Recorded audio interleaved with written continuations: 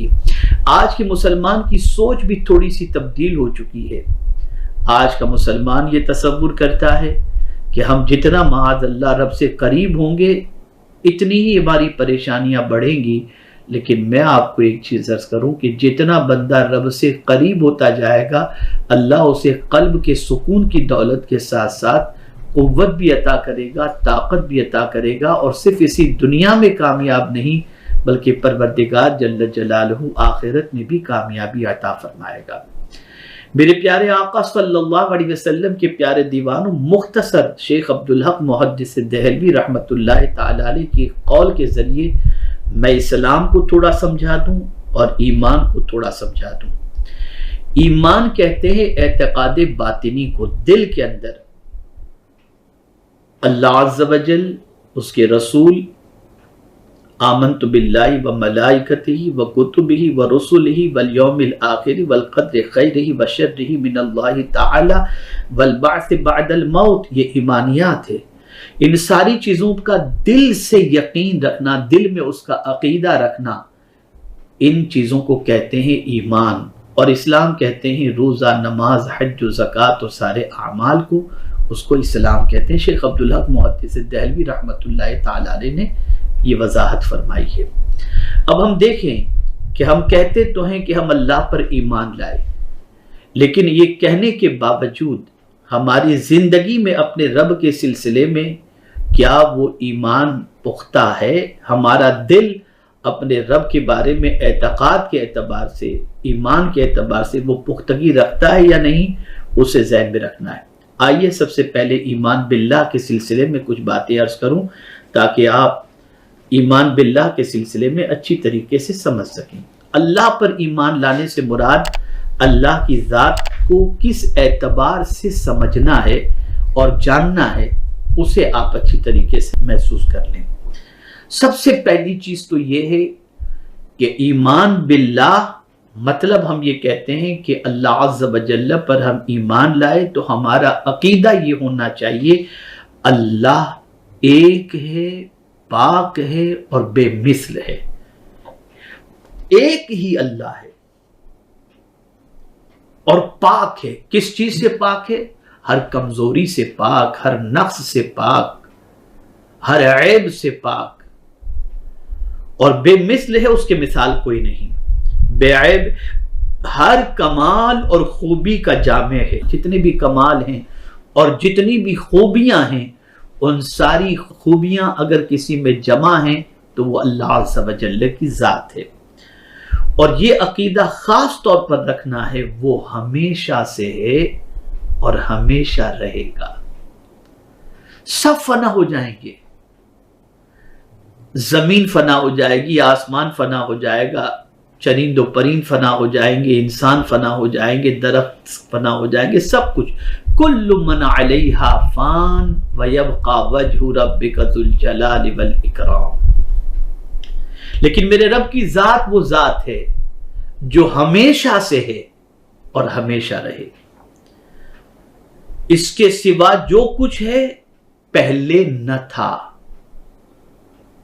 اور جب اس نے پیدا کیا تو ہوا۔ یہ بات ذہن میں رکھیں، وہ ہمیشہ سے ہے، اس کے پیدا کرنے سے ساری چیزیں پیدا ہوئیں، اور اس سے پہلے کوئی چیز نہ تھی۔ اور میرے پیارے آقا صلی اللہ علیہ وسلم کے پیارے دیوانوں، وہ ہر چیز کا خالق ہے۔ اللہ خالق کل شیء۔ اسی کے ساتھ ساتھ یہ عقیدہ بھی رکھنا ہے کہ وہ کسی بھی بات میں کسی کا محتاج نہیں، سب اسی کے محتاج ہے۔ کسی بھی بات کے اندر وہ کسی کا محتاج نہیں۔ اس نے آسمان بنانا تھا، بنا دیا۔ اب آسمان بنانے کے لیے اس نے کچھ انسانوں کو، جناتوں کو کام پہ نہیں لگایا، بلکہ اس نے حکم دے دیا، آسمان بن گیا۔ اس نے حکم دے دیا، زمین بن گئی۔ تو میرے پیارے آقا صلی اللہ علیہ وسلم کے پیارے دیوانوں، کسی کام میں وہ کسی کا محتاج ہے ہی نہیں، بلکہ سب اس کے محتاج ہیں۔ آج کا انسان نہ زمین پر غور کرتا ہے، نہ سمندر پر غور کرتا ہے، نہ آسمان پر غور کرتا ہے، نہ اللہ کی تخلیق میں غور کرتا ہے۔ ذرا غور کرو، زمین و آسمان کے درمیان جو کچھ بھی ہے اس کو بھی پیدا کرنے والا اللہ ہی ہے۔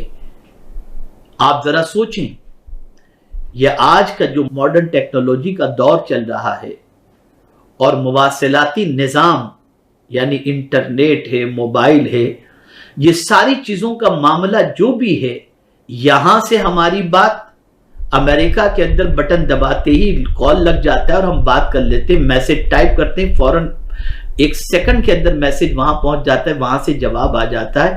اس کے لیے کون سی چیز کا استعمال کیا جاتا ہے؟ یہ کیسے ہوتا ہے؟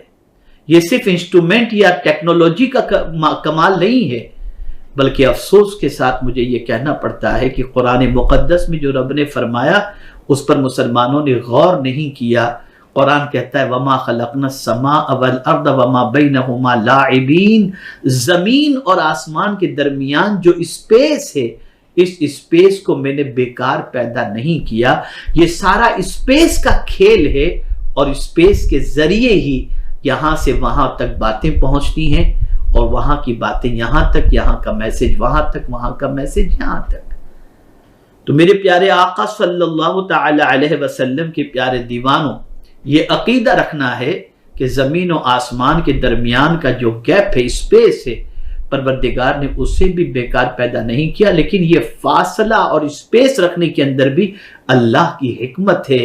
اور حیرت کی بات ہے 7 آسمان ہیں، لیکن ان 7 آسمانوں کی سچویشن ایسی ہے کہ کوئی آسمان کسی ستون پر کھڑے ہوتے ہوئے ہمیں دکھائی نہیں دیتا۔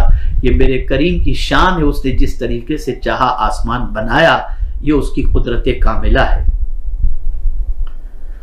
تو وہ کسی بھی بات میں کسی کا محتاج نہیں، ہم سب اس کے محتاج ہیں اور سب اسی کے محتاج ہیں۔ وہ سب کا مالک ہے، جو چاہے کرے۔ اب آپ دیکھیں نا، وہ انسان کا مالک ہی نہیں، سب کا مالک ہے، وہ جو چاہے کرے۔ فعال لما یرید۔